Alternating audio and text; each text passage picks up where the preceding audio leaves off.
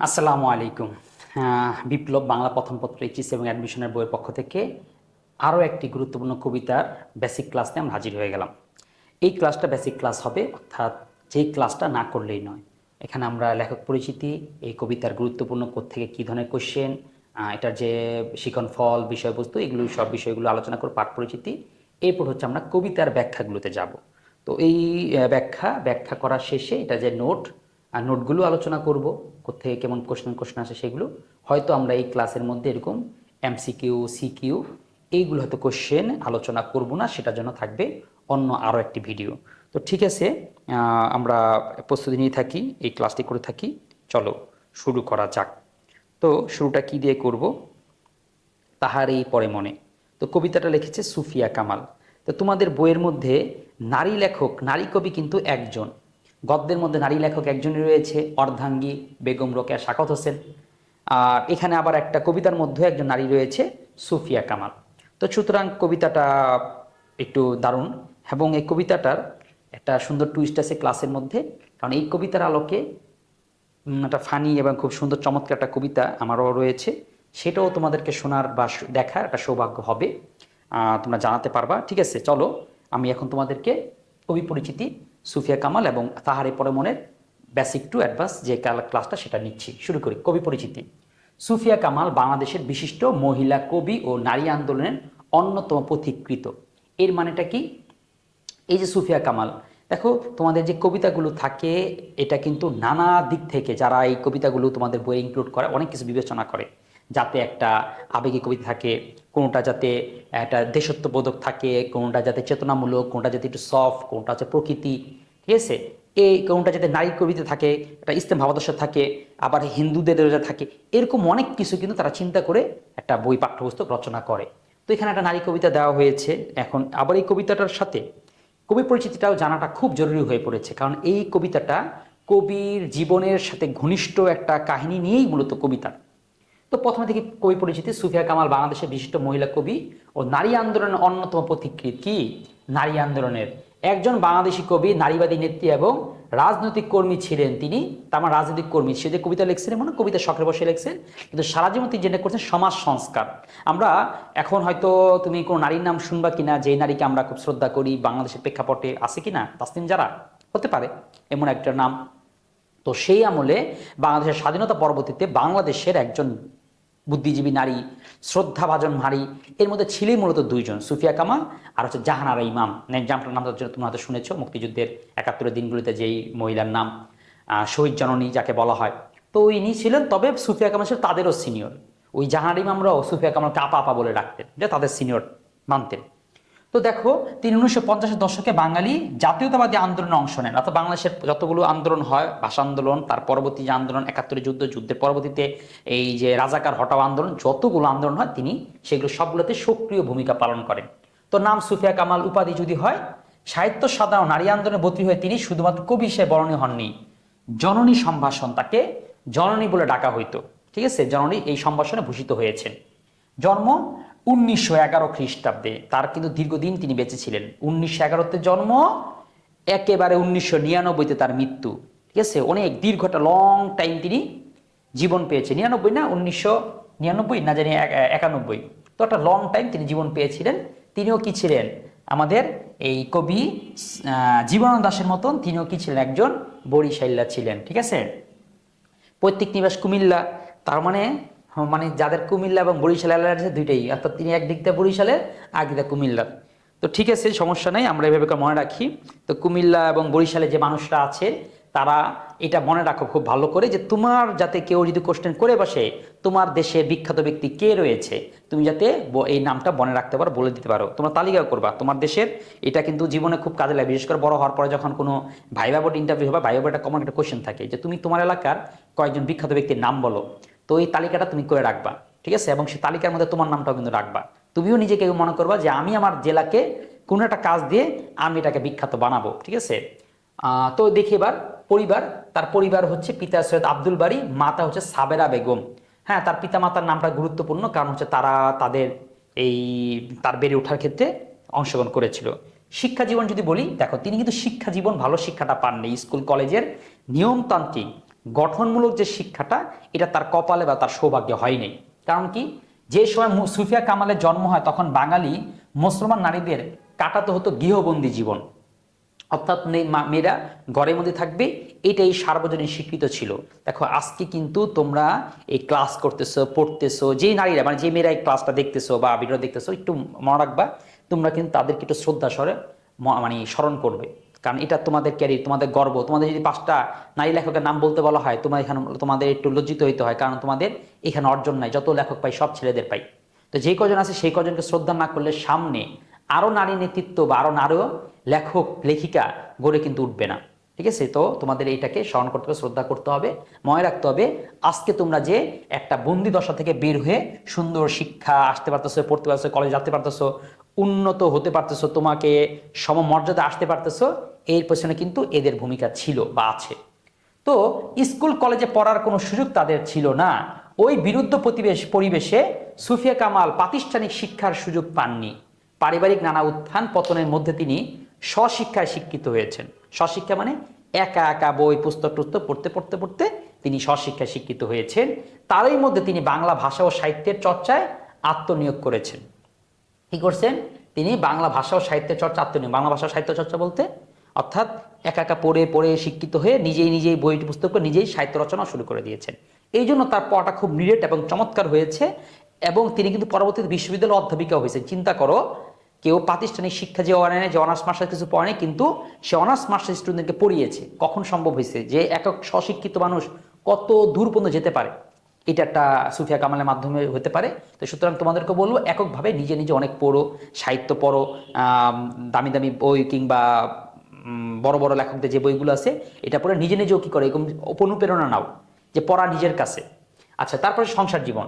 তার সংসার জীবনটা কিন্তু গুরুত্বপূর্ণ। অন্যান্য লেখকদের সংসার জীবনে কারো সংসারে প্রবেশ করা, কারো সংসার নিয়ে নাক গলানো আমাদের উচিত না, কিন্তু আমাদের একটু গলাতে হচ্ছে, কারণ এই কবিতাটার সাথে তার সংসারের একটা ওতপ্রোতভাবে সম্পর্ক রয়েছে, এবং যে ছবিটা দিয়েছি এই ছবিটারও একটু সম্পর্ক আছে। খেয়াল করো, 1922 সালের 11 বছর বয়সে, দেখো তার জন্ম কবে? 1911 জন্ম, 22 বছর বয়সে, তখন তার বয়স হচ্ছে 22, 11 বছর। এই বছর বয়সে তার মামাতো ভাই সৈয়দ নেহাল হোসেনের সাথে সুফিয়া কামালের বিয়ে দেওয়া হয়ে যায়। ঠিক না? আগের দিনে এরকম কম বয়সে বিয়ে হয়ে যেত। ঠিক আছে, তোমরাও এই ক্লাসটি তোমাদের বাবা মাকে শেয়ার দিয়ে দিতে পারো, যে তারাও যাতে এটা শুনে দেখে এবং উদ্বুদ্ধ হয় যে কম বয়সে বিয়ে দেওয়ার ফজিলত সম্পর্কে। তো এটা মনে করায় দিও যে 11 বছর বয়সে কি সৈয়দ নেহাল হোসেন কি করেছিল? তার মামাতো ভাইয়ের সাথে বিয়ে করেছিল, এবং 1932 সালে তার মৃত্যু হয়। তার মানে দেখো মাত্র এই 10 বছরই ধরো, 22-এ বিয়ে, 32-এ মৃত্যু, 10 বছরের সংসারে এখানে কি হয়? তার ইতি ঘটে। পরবর্তী তিনি আরো কত বছর, 7 বছর অপেক্ষার পরে তিনি আরেকটা বিয়ে করেন, কামাল উদ্দিন আহমেদের সাথে তার দ্বিতীয় বিয়ে হয়। এখানে অনেকটা কথা বলেন। এই কবিতাটার মধ্যে আমরা পাবো যে তিনি তার প্রথম স্বামীর স্মরণে, তার শ্রদ্ধায়, তার ভালোবাসায় এই কবিতাটি লেখেন। এখানে অনেকে বলে এত যদি ভালোবাসতো দ্বিতীয় বিয়ে করতে গেছে কেন? দেখো এইগুলো একদম লেম যুক্তি এবং ছোট লোকি কথাবার্তা। ভালোবাসা এক জিনিস, আরেকটা বিয়ে করলেই যে ভালোবাসা শেষ হয়ে যাবে বিষয়টা এমন না। একটা বিয়ে করা যে অপরাধ এমনও না। তিনি তো একসাথে তো 2 জামাই রাখেনি, একটা করে বিয়ে করছেন। হ্যাঁ, অপেক্ষা করছেন, ইদ্যত পালন করেছেন, ইদ্যতের পরে সন্তান ছিল, সন্তানের দেখাশোনা, মানুষ একাকে কেন থাকবে? তার সময় আছে। দেখো অল্প বয়সে মারা গেছে, তার যদি 11 বছর বয়সে বিয়ে হয়, তারপর তার বয়স যখন 21 বছর, তখন তার স্বামী মারা গেছে। দেখো 21 বছর বয়সে সারাটা জীবন কি তিনি একা কাটা দিবেন? তো এই ধরনের মানসিকতা যদি এই তার পড়ার পরে, আমি এটা আসলে কেন বলতেছি, যতদিন পড়াইছি কিছু ছোট লোক স্টুডেন্ট আমরা দেখেছি, ওরা প্রথমে কষ্ট বলে, ছেলেদের মধ্যেও আছে মেয়েদের মধ্যেও আছে, এই প্রশ্নটা করে, তো স্যার এত যদি ভালোবাসা তাহলে একটা বিয়ে করলো কিভাবে? ঠিক আছে, এই জিনিসটা একটু খেয়াল রাখবা, মনে রাখবা, মনটাকে একটু উদার এবং বড় করতে হবে। পুরস্কার, হ্যাঁ সুফিয়া কামাল 50টি বেশি পুরস্কার পাইছেন, কারণ নারী কোটায় মানুষ পুরস্কার দেওয়ার জন্য কারো তো খুঁজে পাইতো না, ওই পাইতেই হচ্ছে কি জাহানার ইমাম আর সুফিয়া কামাল। তো সুতরাং সিটুরে পাইতে পাইতে অনেক পুরস্কার পেয়ে গেছেন, 50টা। বাংলাদেশে যত পুরস্কার আছে সাহিত্য রিলেটেড কিংবা সমাজকর্ম রিলেটেড সব তিনি পেয়েছেন। মৃত্যু হচ্ছে 1999। একটা বছরের জন্য কি পান নাই তিনি? 2017টা পান নাই, তাই না? তোমাদের এখানে যারা ভিডিও দেখেছো নিশ্চয়ই কেউই মনে হয় 1999-তে জন্ম না। যদি হইতো তাহলে তোমরা জানতে পারতা, মৃত্যুটা হয়তো দেখতে পারতা বা শুনতে পারতা। ঠিক আছে, এরপর যে সাহিত্যকর্মের কথা বলি, সাহিত্যকর্ম দেখো তিনি কি কি লিখছেন। তিনি কোনো উপন্যাস লেখেন নাই, কারণ উপন্যাস লেখা অনেক বড় জিনিস, অনেক প্যারার জিনিস, এত প্যারা তিনি নেন নাই। ঠিক আছে, উপন্যাস কিন্তু লিখতে টানা লিখতে হয়। তো তার মানে তিনি সমাজকর্মী যেহেতু ছিলেন, যেন কোনো উপন্যাস লেখেন নাই, তিনি কোনো প্রবন্ধ গ্রন্থ লেখেন নাই। তবে কিছু প্রবন্ধ তো অবশ্যই লিখছেন, বিভিন্ন পত্রপত্রিকাতে আসছে, কিন্তু প্রবন্ধ কোনো গ্রন্থ তার নাই। তিনি কোনো নাটকও লেখেন নাই। তার মানে আমরা যা দেখতে পাচ্ছি, তার সাহিত্যের মধ্যে বড় মাপে কোনো সাহিত্য নাই। ভারী সাহিত্য, ডেডিকেটেড সাহিত্য এরকম কিছু কিন্তু নাই। যা লেখছে ও একটু একটু লেখছে, একটু একটু লেখছে, লিখতে লিখতে মিলে একটা কিছু হয়ে গেছে। যেমন কবিতা লেখছে, কবিতা লেখছে, কবিতা লেখছে, সবগুলো কবিতা মিলে একটা বই হয়ে গেছে। কবিতা লিখছে, লিখতে লিখতে মিলে একটা বই হয়ে গেছে। সুতরাং তিনি যা লিখছেন সব হচ্ছে কাব্যগ্রন্থ, এরপর হচ্ছে ভ্রমণ কাহিনী, আর হচ্ছে স্মৃতিকথা। এই ভ্রমণ কাহিনী স্মৃতিকথা দুইটা প্রায় একই জিনিস। স্মৃতিকথা ৭১-এর ডায়েরি। তার যে একজন শিষ্য ছিল জাহানার ইমাম, সে লিখেছে ৭১-এর দিনগুলি, আর তিনি লিখেছেন ৭১-এর ডায়েরি। ঠিক আছে। এরপরে ভ্রমণ কাহিনী সোভিয়েতের দিনগুলি। সোভিয়েতে আর একটা ক্যান্সার হয়েছিল, তিনি সেখানে চিকিৎসাধীন অবস্থায় ছিলেন। তো সেই সময় ওই সোভিয়েত রাশিয়াতে কি দিনগুলো কেমন কাটালেন ওই ক্যান্সার অবস্থায়, তিনি তখন সেই বসে কিছু লেখালেখি করছেন। এটা ছিল সোভিয়েতের দিনগুলি। আর গল্পের বই লিখছেন একটা, কেয়ার কাটা। এখন একটা খেয়াল করার বিষয়, তার মানে খুব বেশি বই কিন্তু লেখেন নাই। তার এই 4টা বই আর এই বইটা থেকেই যা প্রশ্ন আসার আসবে। এই দুটাতে খুব বেশি প্রশ্ন আসে না, আসলে আমরা যেহেতু পেরে যাবো যেহেতু এই জন্য আসে না। তো এই 4টা বই, এখন এই 4টা বইয়ের নামটা মনে রাখতে পারো কিভাবে? 4টা যেহেতু বই, মনে রাখাটা জরুরি। এক দুইবারকে ভালো করে পড়বা। আর একটা জিনিস খেয়াল করে দেখবা, তার বইগুলোর মধ্যে একটা মেয়েলি ভাব ছিল। তিনি যেহেতু মেয়ে, দেখো তো এই যে মায়া, মায়া তো মেয়েদের মধ্যেই আছে, ছেলেদের মধ্যে কোনো মায়া দয়া কিছুই নেই। ঠিক আছে। আচ্ছা, তারপরে মায়া, এরপরে উদার, মেয়েরা একটু উদার টাইপের হয়। এরপরে দেখো কেয়ার কাটা, কেয়া তো একটা ফুলের নাম, মেয়ে বলতে গেলে একটা মেয়ের নামও। আর কাটা তো মেয়েরা কি মাথার মধ্যে কাটা দেয় ওই যে চুল খোপা করার জন্য। তার মানে আমরা এখানে সবগুলো মেইলি মেইলি ভাব পেলাম, বা তার কবিতাগুলোর নামগুলোর মধ্যে একটা মেইলিপনা ছিল। এভাবে করে মনে রাখতে পারি। এই মাধ্যমে আমাদের লেখক পরিচিতি শেষ হয়ে গেল। এবার আমরা আসি কবিতার উৎস, এটা কোত্থেকে নেওয়া হয়েছে। তাহারই পরে মনে, এগুলো কিন্তু উৎস থেকে কিন্তু প্রচুর প্রশ্ন আসবেই। ঠিক আছে, এই জন্য আমাদেরকে পড়তে হবে। কবিতাটি হয়েছে মাসিক মোহাম্মদী পত্রিকার প্রথম প্রকাশিত হয়। তার মানে এই কবিতাটি আমরা তার কোনো কবিতার বই থেকে নেওয়া হয়নি, এটা নেওয়া হয়েছে। তার মানে একজন লেখকরা তারা যে বই বের করে, বইয়ের বাইরেও তারা অনেক লেখা থাকে। সাধারণত সবাই জিনিস লেখালেখিটা করে হচ্ছে কোনো একটা পত্রিকার উদ্দেশ্যে, কারণ দিলে পরে টাকা পাবে, দুইটা কাজ হবে। তারপরে সেই পত্রিকার কবিতাগুলো জমিয়েই তারা একটা বই বানায় ফেলে। তো এরকম দেখা গেছে যেই কবিতাটা তিনি একটা কোনো পত্রিকার উদ্দেশ্যে লিখেছিলেন, সেই জিনিসটাই আমাদের এখানে দিয়ে দেওয়া হয়েছে। এটা হচ্ছে অক্ষরবৃত্ত ছন্দে। আচ্ছা, অক্ষরবৃত্ত কোনটা আর মাত্রাবৃত্ত কোনটা, এইটা তোমাদেরকে আমি এখন এই মুহূর্তে দেখাবো। তোমাদের আগে অনেক কবিতা তো পড়ছো যে মাত্রাবৃত্ত। দেখো, হে কবি নীরব কেন ফাগুন যে এসেছে ধরায়, বসন্তে বড়িয়া তুমি লবে নাকি তাও বন্দনায়। দেখো এই দুইটার মধ্যে পার্থক্যটা কি। অক্ষরবৃত্ত কবিতার এত এত মাত্রা মিল থাকে না। গগনে গরজ মেঘ, ঘন বরষা, কুলে একা বসে আসি, নাহি ভরসা। এই যে 8 প্লাস হচ্ছে 5, আবার 80 রাশি ভাড়া ভাড়া না, হ্যাঁ, কুলে একা বসে আসি, কুলে একা, এরকম করে ওটাও কি 8 প্লাস 5, অর্থাৎ একেবারে পুরা মিলে মিলে। রাশি রাশি ভাড়া ভাড়া, ধান কাটা হলো সারা, ঠিক আছে, ভরা নদী ক্ষুরধারা খরপরসা। অর্থাৎ একেবারে উপর নিচ সব মিল করতে চায়। ঠিক আছে, পুরা মাত্রায় মাত্রায় মিল। 7 7 7 7, 5 5 5 5, 10 10 10 10, এরকম করে মিল করতে। এটা অনেক কষ্ট। মাত্রাবৃত্ত ছন্দে কবিতা লেখা বেশি কষ্টের।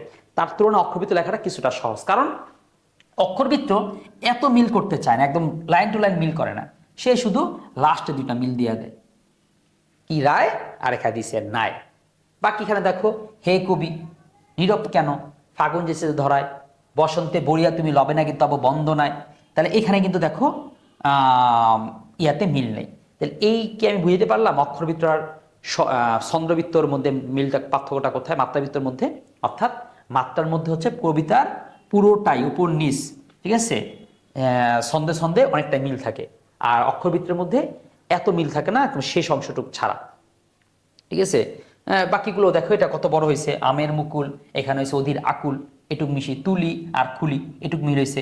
কিন্তু আগের লেখাগুলো মিল ছিল। আচ্ছা, আমি যেটা স্বরবৃত্তির বানায় দেখাই। কহিল সে স্নিগ্ধ আঁকি তুলি, দক্ষিণ দুয়ার গেছে খুলি। কহিল সে স্নিগ্ধ হয়ে তুলি, দক্ষিণ দুয়ার গেছে খুলি। ওই যে স্নিগ্ধ গাছে তুলি, তারপর হচ্ছে গেছে খুলি, যে গাছে গেছে, এই গাছে গেছে মিল নিতে হলে, অর্থাৎ বেশি বেশি মিল যেটার মধ্যে পাবা সেটা হচ্ছে মাত্রাবৃত্ত। তো যাই হোক, একটা একটা লেখা যায় না, অক্ষরবৃত্ত লেখাটা কিছুটা সহজ বটে। ওকে, এইটুকুই মূল কথা। আচ্ছা, তারপরে আসি হচ্ছে গঠন রীতি। এটাও একটা গুরুত্বপূর্ণ জায়গা। কবিতাটা কোন স্টাইলের? তোমাদের বইয়ের মধ্যে বেশ কিছু কবিতা পাবা, সেটা হচ্ছে সংলাপ নির্ভর কবিতার বই। যেমন তোমাদের কোন কোন কবিতাটা সংলাপ নির্ভর?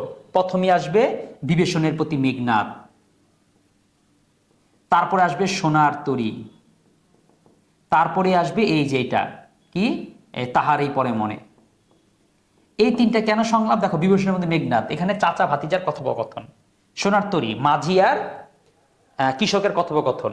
আর এই তাহারই পরে কবিতার মধ্যে দুইজনের কথোপকথন। কার কার? কবির একজন ভক্ত আছে, আর কবির, কবি ভক্ত কবিকে রিকোয়েস্ট করে, আর সে তার রিকোয়েস্ট রাখে অথবা রাখে না, এরকম একটা কবিতা। এবং এইটা হচ্ছে সংলাপ নির্ভর। কবিতাটা কি নির্ভর? সংলাপ নির্ভর। ওই যে বললাম সংলাপ নির্ভর। আর নাটকতা কি? অর্থাৎ নাটক নাটক একটা ভাব আছে, কেমন জানি এই এটার মধ্যে একটা কাহিনী। কবিতা বলতেছে কিন্তু কবিতার মধ্যে একটা ঘটনা আছে, একটা কেমন ক্লাইম্যাক্স ক্লাইম্যাক্স ভাব, কি হইলো, কেন হইলো, কি কি সমস্যা, কেন তার মনটা খারাপ, লাস্টে গিয়ে বুঝতে পারে ও আচ্ছা এই জন্যই তার মনটা খারাপ। এরকম একটা নাটকতা ভাব আছে। তো এটা বুঝতে পারলে তো ভালোই, না বুঝতে পারলে এতটুকু মনে রাখো, যদি প্রশ্নে আসে নিচের কোন কবিতাটি নাটকীয়, তো বলবা শোনার তাহারি পরে মনে। নিচের কোনটি সংলাপ নির্ভর কবিতা, মনে রাখবা তাহারি পরে মনে, এটা একটা অন্যতম সংলাপ নির্ভর কবিতা। ঠিক আছে, ওকে। বিষয়বস্তু যদি বলি, বিষয়বস্তু হচ্ছে প্রকৃতির তো পালাবদল ঘটে, বসন্তকাল আসতেছে, কিন্তু বসন্তকাল আসার পরেও না কবির মনে আনন্দ নাই। কবি ভক্তি এত করে বুঝায়, কবি বসন্তকালের মধ্যে আসলে যখন মানুষের কাছে কাছে ফুল, প্রকৃতি কত সাড়া দেয়, মানুষের মধ্যে আনন্দ কই, আপনি আনন্দ কোথায়? মানুষ কত সুন্দর পোশাক পরে, তারপর হচ্ছে গান লেখে, কবি আপনি একটু কিছু বলেন না, আমি তো আপনার ভক্ত, আমি আপনার গানটা শুনতে চাই। কিন্তু কবি বলে না, আমার মনটা খুব খারাপ, উদাস। বলে না, লাস্টে দিয়ে বলে যে কেন তার মনটা উদাস। এইটাই, এই একটা বিষয়বস্তু নিয়েই কবিতাও হয়েছে, প্রাকৃতিক কিছু কীর্তনও হয়েছে, এবং আমরা একটা গভীর বিষাদের কাহিনীও জানতে পারি। শিক্ষণফল হচ্ছে প্রকৃতির সঙ্গে মানব মনের সম্পর্ক। যে তোমার মনটাও যে মুড যে সুইং হয়, এটা যে প্রকৃতির সাথেও হয়। শীতকালে তোমার একরকম মুড হয়, গরমকালে তোমার একরকম মুড হয়, বসন্তকালে প্রেম প্রেম ভাব জাগে, এরকম এই মুডটাই এখানে বোঝা হয়েছে। শিল্প সাহিত্য সৃজনে মানব মনের প্রভাব, যে শিল্প সাহিত্যেও যে প্রকৃতির প্রভাবে যে মানুষকে তখন শিল্প কিংবা কোনো সাহিত্য কোনো কবিতা যে লিখতে মনে চায়, এটাও যে শিল্পের সাথে সম্পর্কিত আছে, এরকম একটা কথা বলা হয়েছে। তো আর অনেক কিছুই, স্মৃতি আনন্দঘন অতীত, বিচ্ছেদের ভারাক্রান্ত বর্তমান, অনেক কিছুই আলোচনা করা হয়েছে। এবার আসো পাঠ পরিচিতিতে। পাঠ পরিচিতি আমরা কি দেখি? এই কবিতা প্রকৃতি ও মানব মনের সম্পর্কে একটা গুরুত্বপূর্ণ দিক তাৎপর্যময় অভিব্যক্তি পেয়েছে। সাধারণভাবে প্রকৃতির সৌন্দর্য মানব মনে অফুরন্ত আনন্দের উৎস। বস্তুতি প্রকৃতির অপরূপ সৌন্দর্য যে কবিময় আনন্দ শিহরণ জাগাবে এবং তিনি তাকে ভাবে ছন্দের সুরে ফুটে তুলবে, সেটাই প্রত্যাশিত। কিন্তু কবিময় যদি কোনো কারণে শোকাচ্ছন্ন কিংবা বেদনাতুর ভরা থাকে, তবে বসন্ত তার সমস্ত সৌন্দর্য সত্ত্বেও কবির অন্তরকে স্পর্শ করতে পারবে না। কি বলা হচ্ছে? বলতেছে এটাই তো দাবি করবে, এটা সুন্দরের প্রতি তুমি আকৃষ্ট হবা। বাসায় মনে করো তোমার বড় বোনের বিয়ে, তোমার অনেক খুশি লাগবে, তোমার খুব আনন্দ লাগবে, তুমিও নাচবা গাইবা। কিন্তু যদি হয় না, তুমি তো মন খারাপ, তুমি বৈশা রইছো, তুমি হাঁটো না, তুমি চলো না, তুমি কথা বলো না, তুমি সামনে আগাও না, তখন একটা সন্দেহজনক হবে না? কি ব্যাপার, কি হয়েছে, ওর মনে কি হইলো, কিসের দুঃখ, ঠিক না? তো এইরকম কিছু নিয়েই এখানে কথা বলা হয়েছে, যে প্রকৃতির যে পরিবর্তনে সৌন্দর্যতে আকৃষ্ট হওয়ার কথা, কিন্তু কবি জানি কেন আকৃষ্ট হচ্ছেন না, কবি জানি মনে জানি কি দুঃখ, এরকম নিয়ে একটা বলা হয়েছে। তো এই কবিতা আমরা বুঝতে পারি যে কবির ব্যক্তি জীবনে দুঃখ ঘটনার ছায়াপাত ঘটেছে। তার সাহিত্য সাধনার প্রধান সহায়ক উৎসতার স্বামী, যে তার ওই যে প্রথম স্বামী যে অল্প বয়সে তাকে উৎসাহ দিত, না তুমি লেখো, আমি তো পাশে আছি, সেই সৈয়দ নেয়াল হোসেন হঠাৎ করে কি করে মারা যায়। তো কবির জীবনে প্রচন্ড শূন্যতা নেমে আসে, তার ব্যক্তি জীবনেও কাব্য সাধনার ক্ষেত্রে নেমে আসে এক কি দুঃস্ব বিষণ্ণতা, হঠাৎ করে স্বামী নেই, এ তো দুঃখ লাগবেই। তো রিক্ততার হাহাকার, তাহারই পরে মনে, কবিতাকে আচ্ছন্ন করে আসে এই বিষাদময় রিক্ততার সুর, যে এই যে কবি হাহাকার, এটা তিনি সুন্দর করে কবিতার মাধ্যমে উপস্থাপন করতে পেরেছেন। ঠিক আছে, পাঠ পরিচিতি আমরা বুঝতে পারলাম। এখন আমরা একটু কবিতার ব্যাখ্যা করে পড়ব। তো এই জায়গাটার মধ্যে একটু হলো পজ করো, একটু থামো, একটু প্রিপারেশন নাও, বইটা সাথে রাখতে পারো, ভালো করে পড়ো, শব্দ শব্দ মনোযোগ দাও। কোনো জায়গায় যদি, আশা করি এত দারুণ করে বুঝাবো, তোমার বুঝদের ক্ষেত্রে কোনো সমস্যা হবে না। আবার যদি আগে পর আমাদের ক্লাসগুলো করে থাকো, গল্প গল্প আকারে বুঝিয়ে দিব, ঠিক আছে, সমস্যা হবে না। এবং আমরা তো দীর্ঘদিন পড়াতে পড়াতে জানি যে কোন জায়গায় সমস্যা আসলে হয়, কোন জায়গাতে কেমন কোশ্চেন আসে। তো যা বলবো একটু নোট করার চেষ্টা করবা। আচ্ছা, তবে কবিতাটা পড়ার আগে আমি তোমাদেরকে একটা দৃশ্যকল্পের কথা চিন্তা করাবো। তাইলে যখন তুমি কবিতাটা পড়বা তখন তুমি সেই দৃশ্যে হারিয়ে যাবা এবং তখন তোমার পড়তেও কিন্তু আরাম হবে। ঠিক আছে? কেমন? উদাহরণ দেখো। তুমি একটা কল্পনা করো, কল্পনা হচ্ছে এরকম, বসন্তকাল চলে আসছে, চারপাশে আনন্দ আনন্দ আমেজ। এমন সময় একজন কবি ভক্ত, আচ্ছা কবি ভক্ত মানে কি বুঝাচ্ছি, ধরো কি হতে পারে, ধরো আমাদের তোমার কি হচ্ছে, তোমাদের মধ্যে কেউ হচ্ছে ধরো আমার ভক্ত, টিচারের ভক্ত, যে স্যার আপনার আমি ভক্ত, কি চাও? স্যার বসন্তকাল চলে আসছে, আপনাদের টুকটাক কবিতা টবিতা লেখেন, স্যার বসন্তকাল নিয়ে আপনারা কবিতা লেখেন। এই কথা বলার জন্য আমার বাসায় আসলা, আইসা দেখলা আমার মন খারাপ, আমি লুঙ্গি পইরা বৈশা রইছি, কোনো কি বলা যায়, কোনো পৃথিবী যে কেমন হয়ে রয়েছে, কত আনন্দ, আমার কোনো খোঁজ খবর নাই। কবিতাটা এরকমই, যে কবির একজন ভক্ত, যে কবির কবিতা পড়ে কবির গান শুনে তার খুব ভালো লাগে, সে কবি বাসায় আসছে।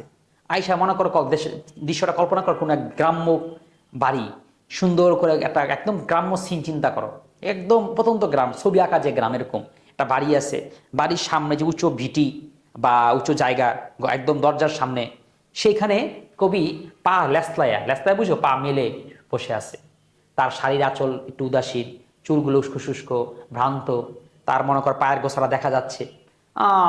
তার কোনো কেমন মানে ভাবান্তর নাই যে কেমন দেখা যাচ্ছে, কেমন হতেছে। এমন সময় কবি ভক্ত আসলো, আসলে কবি কি হয়েছে আপনার, আপনি এত উদাসীন, বসন্তকাল চলে আসছে, আপনি উদযাপন করেন, নতুন শাড়ি পরেন। বা আমরা একটু কবি ভক্তকে একটু লুচ্চাও বলতে পারি, মানে সে আছেন অনেক ছেলেরা মেয়েকে বলে যে ক্রাশ, আমি তো আপনার ফ্যান, আপনি সুন্দর সুন্দর ছবি আপলোড দেন, সেটা দিয়ে আমি কি করি, অনেক সুখ বোধ করি। এখন আপনার কি ঘটনা আসছে, কালকে বসন্তকাল, একটু সাইটের পরে কি ছবি টবি দিবেন না? আপনার ছবি দেখার জন্য, আপনার ছবি পাওয়ার জন্য ইনবক্স মনে যন্ত্রণা দেয়, তাই না? তো বাস্তবে থাকলে এখন ইনবক্সের কথাই বলতো, না যেহেতু নাই, এই জন্য কবির কাছে গিয়েই তাহলে কি বলতেছে, সে আবেদন করতেছে, কবি কালকে তো বসন্ত, বাই তো বসন্তকাল চলে আসছে, আপনি একটু উঠুন, আপনি সতেজ হন, কিছু পড়েন, গান লেখেন। এই হচ্ছে কবিতার। তো এইবার কবিতার একটা কথা তো বললাম, এই দৃশ্যটা কল্পনা করে নিবা। আর কবি আস্তে আস্তে উত্তর দিচ্ছে, কি হয়েছে, কি চাও তুমি, কেন আসছো? ও গান, না আমি লিখবো না, না আমার তো গান লেখার ইচ্ছা নাই, বা এই জন্য লিখতে পারবো না, এরকম কিছু কবি জানাবে। তো এই কবিতার পর আগে তোমাদের একটা কথা বলবো, সেটা হচ্ছে কবিতার প্যাটার্ন। এই যে এই জায়গাটা লক্ষ্য করো, ঠিক আছে? পুরো কবিতাটা এই প্যাটার্নে লেখা, এটা একটা বিস্ময়, এটাও একটা শিল্পের গুণ, যে কবি কি সুন্দর করে পুরো এক প্যাটার্নে কবিতা লিখতে পেরেছে। সেটা হচ্ছে প্রথম 2 লাইন কবি ভক্তের কথা, তারপরের 4 লাইন কবির উত্তর, প্রথম 2 লাইন কবি ভক্ত, 4 লাইন কবি, 2 লাইন কবি ভক্ত, 4 লাইন কবি, একেবারে এই যে কবিতাটা প্রত্যেকটা 6 লাইন করে, 6 লাইন করে এরকম 6টা পংক্তি আছে। কয়টা দেখো তো, একটা পংক্তি, 2টা, 3টা, 4টা, 5টা, এই তো আচ্ছা 5টা। তাহলে তাহলে আমরা একটু খেয়াল করি, এরকম পংক্তি আছে বা স্তবক আছে 5টা, আর প্রতিটা লাইন আছে 6টা, তাহলে 5 6 30। কবিতাটার মধ্যে কি আছে, লাইন আছে কয়টা? কবিতার মধ্যে লাইন আছে হচ্ছে 30টা। ঠিক আছে, 30টা মতন লাইন আছে। কিভাবে বুঝতে পারলাম? এইটাই হচ্ছে সৌন্দর্য, সে একেবারে পুরো কবিতাটাকে এমন করেই বর্ণনা করতে পেরেছে, এটাই হচ্ছে বিশেষ যোগ্যতা। ঠিক আছে, তো আমরা এখন লাইন টু লাইন পড়ার চেষ্টা করবো, যে সংলাপ এইভাবে করে সংলাপ করছে, দুজন কথা বলছে। আমি এই জন্য এইখান থেকে না পড়িয়ে, এখানে তো আসেই ব্যাখ্যা, শব্দ শব্দ ব্যাখ্যা করে দেওয়া আছে, আমি এখান থেকে পড়াচ্ছি, তাহলে তোমরা ভালো করে ধরতে পারবা যে কোন কথাটা কে বলেছিল, কোন প্রেক্ষাপটে বলেছিল। শুরু করতেছি। তাহারে পরে মনে সুফিয়া কামাল, কই ভক্ত প্রশ্ন করে, কি করে, হে কবি নীরব কেন, ফাগুন যে এসেছে ধরায়, বসন্তে বরিয়া তুমি লবে নাকি তব বন্দনায়। বলতেছে, হে কবি আপনি নীরব কেন, আপনি চুপচাপ কেন, দেশে না ফাগুন মাস আসছে। হ্যাঁ, ধরা বলতে পৃথিবী, ধরা মানে পৃথিবী। তোমরাও তোমাদের বইয়ের মধ্যে এরকম করে শব্দ টব্দ যে দিয়ে পাড়ার আশপাশে লেখা টেখা নাও, যে হে কবি ফাগুন মাস মানে তো বুঝতে পারতেছো ফাগুন কোন মাস, শীতকাল শেষ হওয়ার পরে যে মাসটা ফাগুন মাস, কারণ ফাগুন মাস আসা মানে কি বসন্তকাল, তোমরা তো জানোই যে ফাগুন আর হচ্ছে ফাগুন প্লাস চৈত্র সমান সমান বসন্তকাল, তাহলে বসন্তকাল তো শুরু তো ফাগুন মাস দিয়েই হয়, তাই না? তো এটাই বলতেছে, হে কবি আপনি কেন নীরব, কি সুন্দর একটা মাস আসছে, বসন্তকাল চলে আসছে। বলছে বসন্তে বরিয়া মানে হচ্ছে বরণ করা, কি করা, বরণ করা, বসন্তকালকে আপনি বরণ করে নিবেন না, লবে মানে হচ্ছে নিবে, তব বন্দনা, বন্দনা মানে হচ্ছে প্রশংসা, ঠিক আছে? আচ্ছা, প্রশংসা, হ্যাঁ, প্রশংসা সূচক গান, এরকম কিছু বন্দনা। আগের দিনে ধরো আমাদের একটা কোনো বইয়ের শুরুতে, আগের দিনে ছিল কোন বইয়ের শুরুতে নবী রাসূলের নামে প্রশংসা করে কয়েকটা পাতা থাকতো, ঠিক আছে? এরকম ধরনের বন্দনা বলতো। বন্দনা প্রশংসা সূচক গান বা বন্দনা করা, কারো বন্দনা করা, কারো প্রশংসা করা, এটাই। তো বলছে, হে কবি, আপনি নীরব কেন? ফাগুন মাস তো আসছে পৃথিবীতে, আপনি কি এটাকে বরণ করে নিবেন না? কি দিয়ে, কিভাবে নিবেন? এটা নিয়ে আপনি একটা ওকে প্রশংসা করে, ওকে অভ্যর্থনা জানিয়ে, ওকে নিয়ে গান লেখে, ওকে কি আপনি বরণ করে নিবেন না? কারণ এক একজনের বরণ করার নিয়ম কিন্তু এক এক রকম। আপনি কবি, আপনি তো বরণ করবেন কিভাবে? গান লেখে। যে গান লেখে, যে হচ্ছে সে অভিনয় শিল্পী, সে কোনো একটা মুভি করে, মানে বরণ তো যে হিসেবে, বা সাংবাদিক যে সেটা আর্টিকেল লেখে, টিভি অনুষ্ঠান যে সেটা অনুষ্ঠান বের করে, তাহলে বরণ করতে এক একজন যে যার মতন করে তো বরণ করে নিবে। তো এটাই বলতেছে, আপনাকে বরণ করে নিবেন না। আচ্ছা, তাহলে প্রশ্ন কি করলো বুঝতে পারছো? কবি ভক্ত এই প্রশ্নটা করলো। এখন দেখো কবি উত্তর দেয়। আবার একটা খেয়াল রাখবা, কবি যে উত্তরগুলো দেয়, সেই উত্তরগুলোর মধ্যে এই 2 লাইন হচ্ছে উত্তর। কি? এই 2 লাইন উত্তর। এই 2 লাইন হচ্ছে উত্তরের ধরন, মানে উত্তরটা তিনি কিভাবে দিলেন, ঠিক আছে? মিলাই দেখো, সবগুলোই বলতেছি। এই দেখো, কইল সে সুদূর চাহিল অলোকের পাথার বাহিয়া, এই যে তারপর উত্তরটা দিল। কইল সে স্মিতমুগ্ধ স্বরে, নাই হলো না হোক এবারে, আস্তে করে বলছে, মানে কেমন করে বলছে? কহিল সে পরম হেলায়, বৃথা কেন ফাগুন বেলায়, কইল সে কাছে সরিয়ে আসি। অর্থাৎ তার মানে এই 2টা লাইন হচ্ছে ধরন বুঝাইছে, আর পরের 2 লাইনে তিনি উত্তর দিয়েছেন। যে প্রশ্ন 2টার উত্তর, সেই যে প্রশ্নটা করেছেন, সেই 2টা প্রশ্নের উত্তর খেয়াল করছো? এখানে কিন্তু প্রশ্ন চিহ্ন আছে, অর্থাৎ কবি ভক্ত যে প্রশ্নগুলো করেছে, আর এখানে কিন্তু প্রশ্ন ছিল না, এখানে উত্তর দেওয়া হয়েছে। এই জন্যই আমাদের নোটটা কিন্তু খুব সেরা, কারণ এত গুছিয়েই তুমি আর কোনো নোটটা দেখবা না। যদি দেখো তো আমাদের একটু কমেন্টে জানাবা আসলে তুমি এরকম কোনো দেখেছো কিনা। না হলে এই বইটার হয়তো একটু কমেন্টে জানায়ও এইটার নোটটা তোমার জীবনে কি উপকার এসেছে। দেখো, কহিল সে স্নিগ্ধ আঁকি তুলি, দক্ষিণ দুয়ার গেছে খুলি। ওই যে তোমাদের কবিতা পড়ার শুরুতে বললাম না, একটা দৃশ্য কল্পনা করে নিবা। লেখিকা বসে আছে, চুল টুল উস্কো খুস্কো, পা মেলে আছে, এই কথাটা কল্পনা করো। কি কল্পনা? সে আস্তে করে চোখ খুলে, কইল সে স্নিগ্ধ আঁকি তুলে, হ্যাঁ, দক্ষিণ দুয়ার খুলে গেছে, এরকম। কারণ কবি মনে তো অনেক ভারাক্রান্ত, মন খারাপ, এই জন্য সে আস্তে করে চোখ খুলে, চোখটা তুলে তুলে বলে কি, ও দক্ষিণের দুয়ার খুলেছে। আচ্ছা, এই প্রশ্নটা করার মানেটা কি? এই প্রশ্ন করার মানে হচ্ছে, তুমি না বলো বসন্তকাল আসছে। আচ্ছা, বসন্তকাল আসা তুমি কেমনে বুঝলা? কারণ বসন্তকাল আসা তো, বসন্তকালে তো কিন্তু সিমটম থাকে, কোনো সিমটম কি দেখা দিয়েছে? এই হিসাবে বললো। কইল সে স্নিগ্ধ আঁকি তুলে, দক্ষিণ দুয়ার গেছে খুলি, বাতাবি লেবুর ফুল ফুটেছে কি, ফুটেছে কি আমের মুকুল, দক্ষিণা সমীর তার গন্ধে গন্ধে হয়েছে কি অধীর আকুল। এর মানে কি বলতেছে? আচ্ছা, তুমি তো বলো বসন্তকাল আসছে, তা বসন্তকাল আসলে যে সিমটমগুলো দেখা দিয়ে, সেটা কি? দক্ষিণ দুয়ার খুলে যাওয়া, তারপরে বাতাবি লেবুর ফুল ফোটা, হ্যাঁ, তারপরে আমের মুকুল ফোটা, এরপরে দক্ষিণ দিকে দক্ষিণা সমীর, হ্যাঁ, মানে দক্ষিণা যে বাতাস, সেই বাতাসের মধ্যে এই যে আমের গ্রান, ফুলের গ্রান কি হওয়া, আকুল হওয়া, অধীর হওয়া, বা এই ফুলের গ্রানে ছড়িয়ে পড়া, এরকম কিছু হয়েছে কিনা? এমন তো কিছু হয় নাই। তাহলে এটা কেন করলা? এরকম একটাই কথা বলতেছে। আচ্ছা, তাহলে এই কথা বুঝতে পেরেছ যে দক্ষিণের দুয়ার গেছে খুলি এবং বাতাবি লেবুর ফুল, এগুলো কেন বলেছে? এখানে তো কঠিন কিছু নাই, কিন্তু সমী মানে বাতাস, দক্ষিণ মানে দক্ষিণ দিক, বাকিটা হচ্ছে সহজ কথাই, আর বুঝার তেমন কঠিন কিছু ব্যবহার করা হয়নি। এরপর এখানে আসো। এখন কবি ভক্ত আবার বসুন, কি এখনো দেখনি তুমি? হ্যাঁ, কি বলতেছো আপনি? এত উদাসীন, এমন একটা সুন্দর সিজন চলে আসছে, আপনি উল্টা আমাকে প্রশ্ন করতেছেন। এইটা তো প্রকৃতিতে প্রকাশ পেয়ে গেছে, আপনি এখনো দেখেন নাই? কহিলাম, কেন কবি আজ এমন উন্মনা তুমি, কোথা তব নব পুষ্প সাজ। উন্মনা মানে হচ্ছে উদাসীন, দেখে নাও, উন্মনা মানে উদাসীন। বলতেছে, কেন কবি আজ এমন উন্মনা তুমি, আপনি এত উদাসীন কেন? কোথা তব নব পুষ্প সাজ। পুষ্প সাজ মানে হচ্ছে ফুলের কি, ফুলের সাজ। বলতেছে, আপনি এটা এখনো দেখেন নাই? কেন কবি আপনি এত উদাসীন কেন?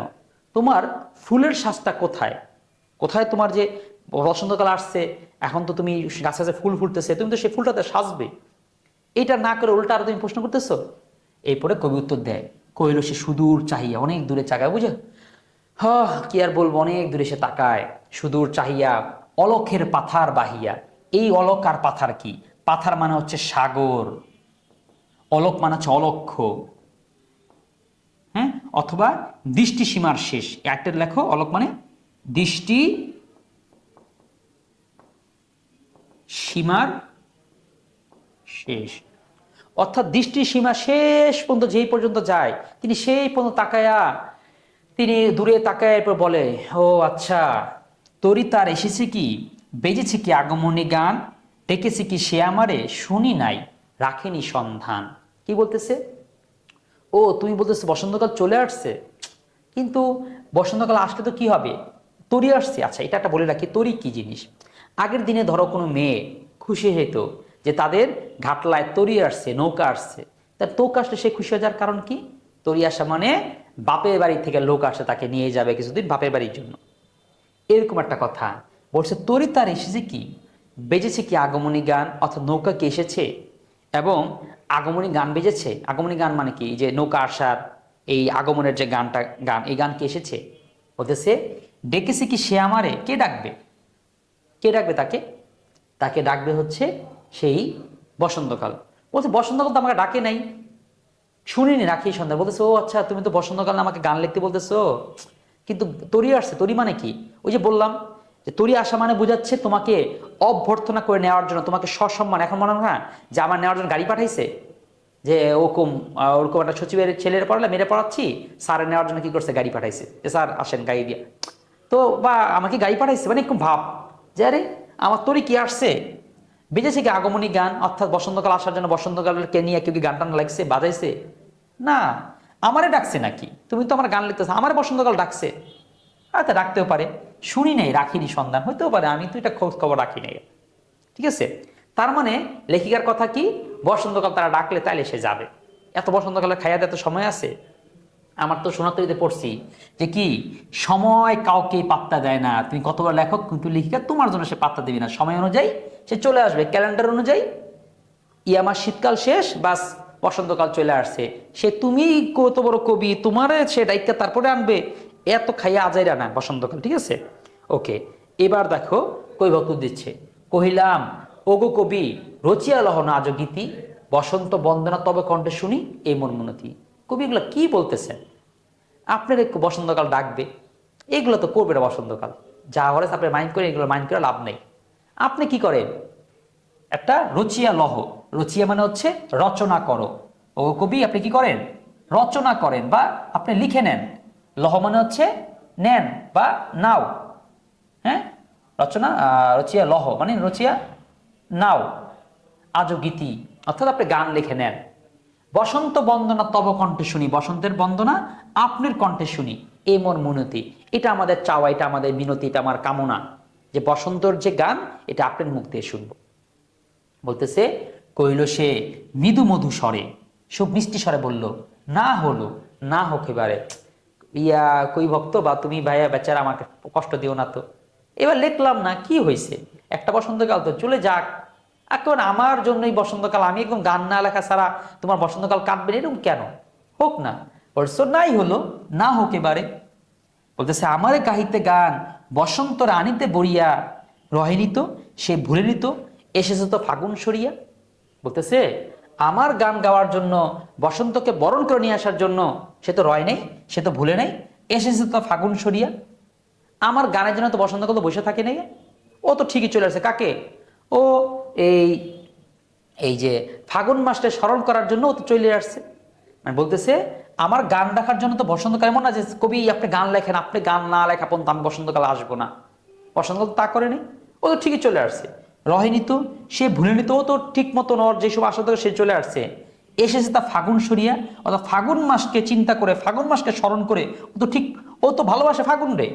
আমার কবিরে তো আর ভালোবাসে না যে আমি আমি আমার গান লেখা না পর্যন্ত বসন্তকাল আসে না, আমারও কি করতে হবে, বসন্ত গান লিখতে হবে না। সুতরাং আমি এবার কি করলো, এবার না হোক সমস্যা নেই, আমি অভিমান করলাম।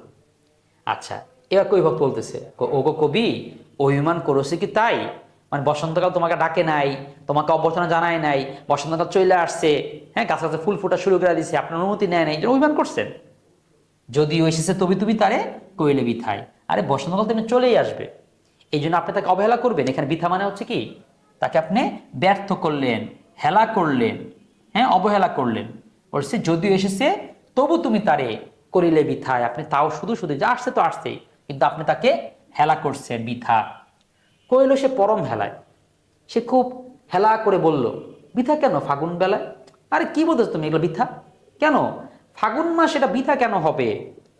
ফাগুন মাস আসছে, প্রকৃতি তো সুন্দর সাজছে, আমারই কেন গান লিখলে না একেবারে আমার গান না সারা একেবারে বসন্তকাল বৃথা হয়ে যাচ্ছে? বলতেছে ফুল কি ফোটেনি শাকে, পুষ্পারতি লবেনি কি ঋতুর রাজন, মাধবী কুড়ির বুকে গন্ধ নাহি, করে নাই অর্ঘ্য বিরোচন। বলতেছে কে বলছে এটা বৃথা হলো? বলতেছে গাছে আছে কি ফুল ফুটে নাই, শাখে মানে হচ্ছে গাছে, বলছে গাছে কি ফুল ফুটে নাই? পুষ্পারতি, পুষ্পারতি মানে পুষ্প প্লাস আরতি, আরতি মানে হচ্ছে প্রার্থনা, হ্যাঁ আরতি মানে কি প্রার্থনা। বলছে ফুল দিয়ে মানে হিন্দুরা যেটা করে, ফুল দিয়ে কি করে এরকম সুন্দর করে প্রার্থনা করে, পূজা টুজা করে। পুষ্পরতি লভে নাকি ঋতুর রাজন, ঋতুর রাজন মানে হচ্ছে বসন্তকাল। তোমরা জানো তো ঋতু রাজা কাকে কাকে বলে? বসন্তকালকে ঋতু রাজা বলে। বলছে যে ঋতুর রাজা যে আছে বসন্তকাল, ওকে কি ফুল লভ অভ্যর্থনা জানাই নেই? মানে আপনি গান লিখলেই বসন্তকালের সম্মান জানানো হবে, কিন্তু আমার কেন? বসন্ত এমনি সম্মান পেয়েছে, ধরো বসন্তকাল, ধরো একটা একটা সম্মানীয় ব্যক্তি, তাকে তোমার সম্মান কিভাবে জানাইছো? সে আসছে, সবার তোমার স্কুলে সবাই কি করে তাকে ফুল ছিটাইছে, তাকে কি সম্মান জানানো হয়নি? আবার একটা গান লিখে সম্মান জানাইতে হবে? এই বলতেছে আচ্ছা বসন্তকাল কি পুষ্পরতি লাভ করে, মানে পুষ্পের যে অভ্যর্থনাকে লাভ করে নাই? প্রশ্ন হচ্ছে বসন্তকালকে কেউ কি ফুল ছিটায়? বসন্তকালকে কেউ ফুল দিয়ে পূজা করে? করে না, কিন্তু কল্পনায় লেখক করাচ্ছে। ওই দেখো বসন্তকালটা যখন আসে, গাছে গাছে যখন ফুলটা ফোটে, কেমন জানি ওরা বসন্তকালকে অভ্যর্থনা জানালো যে তোমার সম্মানে, তোমাকে আমন্ত্রণ জানাতে আমরা গাছে গাছে ফুল ফোটালাম, তোমাকে ফুল দিয়ে পূজা করলাম। ঠিক আছে, বলছে পুষ্পারতি লবে নাকি ঋতুর রাজন, ঋতুর রাজার ফুল দিয়ে যে সম্মান পাবা সে তো পেয়েছে।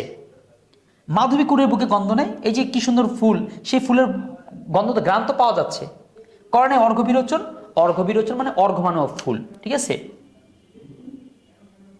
আর বিরোচন মানে হচ্ছে যে রচনা করা, অর্থাৎ মনে করো ওই যে দেবী দুর্গার পায়ে জবা ফুল দেয়, দেখছো না হিন্দুরা, দেখছো বা শুনছো, পায়ে কি করে সুন্দর কিছু ফুল কালেকশন করে ওই পূজার পায়ে দিতে হয়, এটা সম্মান জানাইছে। বলছে এই যে পায় নেই, কর্ণে অর্ঘ্য বিরোচন মানে ফুল দেওয়ার যে কাজটা, ফুল দিয়ে যে অভ্যর্থনা জানানো, ফুল দিয়ে যে সম্মান জানানো, এই কাজটা কি হয়নি? কারণ দেখবা বসন্তকালে গাছে গাছে ফুলের পায়ের নিচে, মানে গাছ গাছে ফুল ফুটছে, সেটা নিচে পড়ে আছে, তাহলে ফুলের যে পা বা ফুলের গাছের যে চারপাশ, সেখানে কি ফুল পাওয়া যাচ্ছে না? তার মানে বলতে চাচ্ছে আরে ভাই তুমি যে বলতো বৃথা, বৃথা কেন হবে? সব তো ঠিক মতনই ঘটতেছে, সম্মান লাভ করছে, গান আছে, গাছে যে ফুল ফুটতেছে, ওর যথার্থ যে মর্যাদা সেটা ও পেয়েছে। আচ্ছা এই যে কবি ভক্তি বলতেছে, এই যে শেষ, এটাই কিন্তু সবচেয়ে ইম্পর্টেন্ট, যত সৃজনশীল যা আসবে গ বা ঘ এই জায়গাটা থাকবে, বাকিটা তোমার এমসিকিউ সিকিউর জন্য গুরুত্বপূর্ণ। এইখান থেকে একটা সৃজনশীল আসতে পারে, বাকিগুলো এত সৃজনশীল আসার কোনো জায়গাই না। এই কবিতাটা এই জন্যই মজা, যে তুমি এই জায়গাটুকু পড়তে পারলে, এটা বুঝতে পারলে আর ঘুরায় ফিরে কোনোভাবে সৃজনশীল আর বাড়ানো সম্ভব না, এই ঘুরে ফিরে একটা সৃজনশীল এখান থেকে আসে। তো সেটা কি, এই লাস্টটা দেখো কি বলতেছে, হোক তবু বসন্তের প্রতি তবু কেন তব এই তীব্র বিমুখতা। ঠিক আছে বুঝছি, সবাই সম্মান করেছে, ওর যথার্থ মর্যাদা পেয়েছে, আপনার গান লেখা না থাকতেও সবকিছু ঠিক মতন আছে, কিন্তু বলতেছে কিন্তু তারপরে আপনি কেন বসন্তের প্রতি আপনার এত বিমুখতা কেন? কেন আপনি এটাকে দেখতে পাচ্ছেন, এটাকে সম্মান জানাচ্ছেন, এটাকে খেয়ালই করতেছেন না? বললাম কহিলাম উপেক্ষায় ঋতুরাজে কেন কবি দাও তুমি ব্যথা। আপনি ঋতুরাজকে উপেক্ষা করে কেন ব্যথা দিচ্ছেন, কেন কষ্ট দিচ্ছেন? হ্যাঁ আপনি মানে অন্তত ঋতুরাজকে একটু পাত্তাই দিলেন না, ও তো ওর মতো সব প্রাকৃতিক নিয়মে সব আসবে, কিন্তু আপনি কেন তাকে সম্মান জানাচ্ছেন না? এই যে এবার কবি উত্তর দেয়, কহিল সে কাছে সরে আসে, একটু কাছে আসো, বা কানে কানে বলি, এটা তো ফট বলা যায় না। কহিল সে কাছে সরিয়ে আসি, এইটা হচ্ছে কবিতার লাস্টের ক্লাইম্যাক্স। এইখানের মধ্যে তুমি বুঝতে পারবা তিনি কবি কেন এই কাজগুলো করতেছেন, কেন তার মনটা আজকে এত ভাঙা, তার মনটার মধ্যে এত দুঃখ বা দুর্দশা। বলতেছে কুহেলি উত্তরে তলে, কুহেলি মানে হচ্ছে কুয়াশা, কুহেলি মানে কুয়াশা, উত্তরি মানে হচ্ছে চাদর, এগুলো মস্ত রাখতে হবে, কিন্তু প্রশ্ন আসবে উত্তরি মানে কি, কোহেলি মানে কি। এবার হচ্ছে মাঘের সন্ন্যাসী, মাঘের সন্ন্যাসী, সন্ন্যাসী কি সেটা তোমরা বুঝোই, ঋষি বা যে ঘর্ষণা ত্যাগ করেছে, কিন্তু মাঘের সন্ন্যাসী বলতে এখানে বোঝানো হচ্ছে শীতকালকে,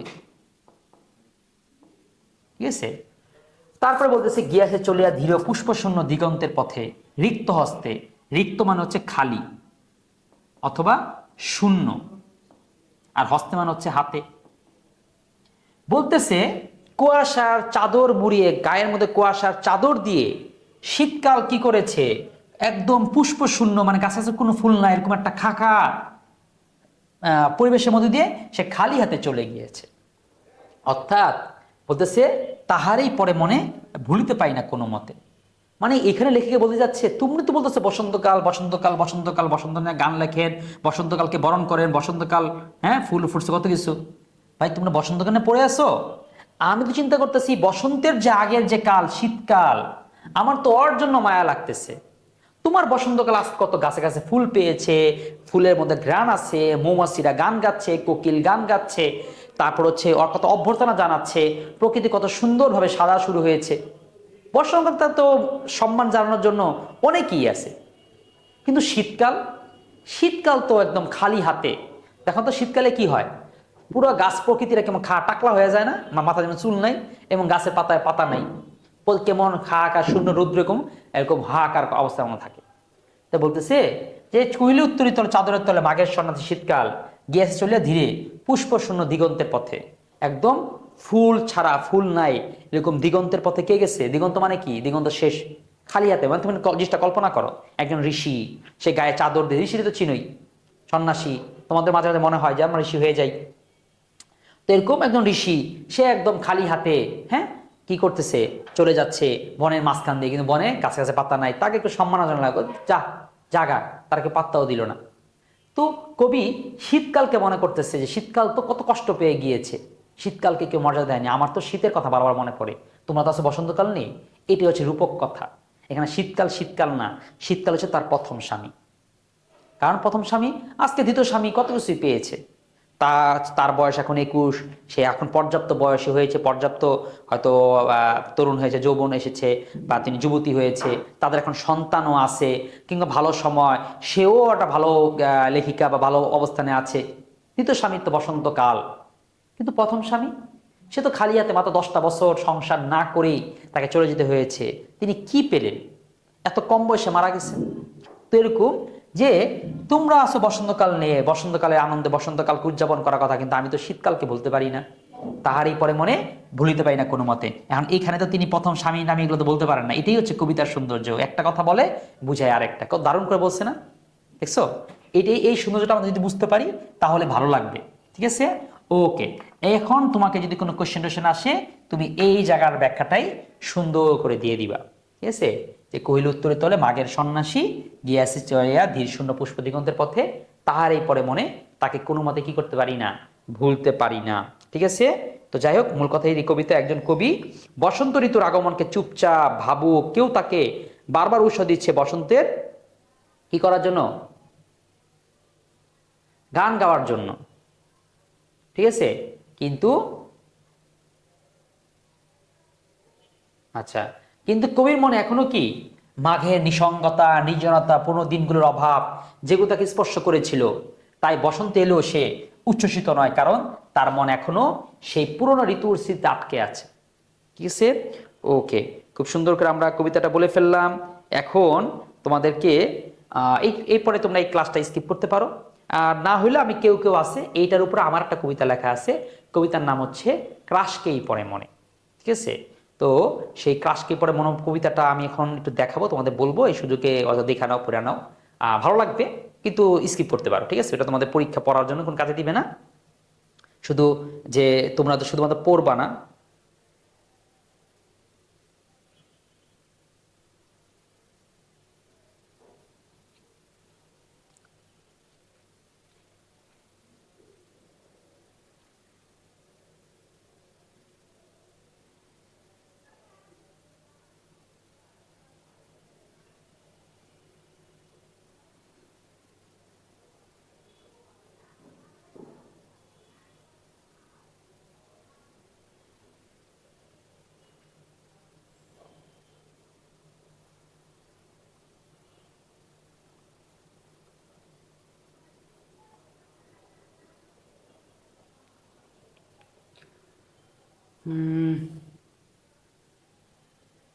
ঠিক আছে, এটা এই পোস্ট আমি করে রাখলাম, এটা তোমরা দেখো। এটাও ঠিক এইভাবে, হে ক্রাশ উধাও কেন, ফাগুন যে ধরায়, শাড়ি পরা ছবি করবে না আপলোড, পুরান ছবি সরায়, কৈলসী চোখ কপালে তুলি, ফুলের দোকান গেছে গলি। যাক, তোমরা অনেকে এটা পড়ছো বা পড়ো নাই, এটা সার্চ দিয়ে নিয়ে পড়ে নিও। ঠিক আছে, খুব বেশি আর আলোচনা করলাম না।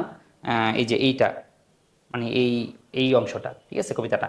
ওকে, তাহলে আজকে ভিডিও এখানে রাখতেছি, দেখা হবে অন্য আর কোনো গুরুত্বপূর্ণ ক্লাসে।